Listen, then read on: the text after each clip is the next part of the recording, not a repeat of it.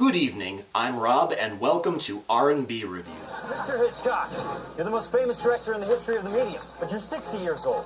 Shouldn't you just quit while you're ahead? This is murder.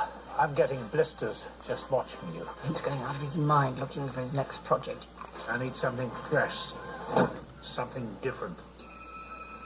It was the knife that, a moment later, cut off her screen and her head. Charming. Doris Day should do it as a musical. Good afternoon. This looks psycho, this fiendishly entertaining. Is this really going to be your next picture? Yes, madam. By the way, try the finger sandwiches. They're really... Anthony Hopkins plays the master of suspense in the movie Hitchcock, a drama about the legendary director Alfred Hitchcock, and it also stars Helen Mirren as his wife, a supportive but sarcastic Alma. The movie takes place during the making of the movie Psycho, but it is not always the main focus. The movie is also a sometimes dark drama with a touch of macabre humor about Hitch trying to get the film made, but also some complex problems that are occurring between him and his wife Alma.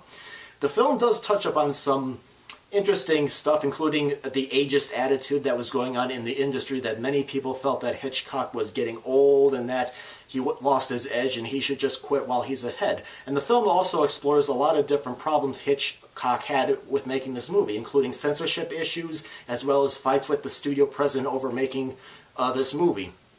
You know, the president wanted Hitchcock to use pretty much the same formula that he had been using in some of his more recent movies, because for one, they usually make money, but Hitch liked to take risks and experiment, like when he started out making movies in the old days.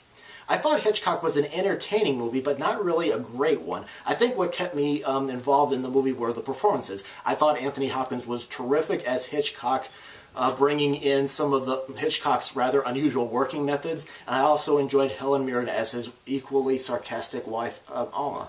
I think what the movie didn't quite work for me is this. I know a lot of people complained that I personally knew that going into this movie was not going to be 100% about Psycho, but that to me was the more interesting part of the movie, you know, getting to know some of the problems he had behind the scenes trying to get the movie made, including mortgaging his house in order to get the film made. But then it starts to go into this subplot where he becomes a little bit jealous of his wife working with another writer on another script. You know, the two of them usually collaborated on everything from the script to the directing to putting the final film together.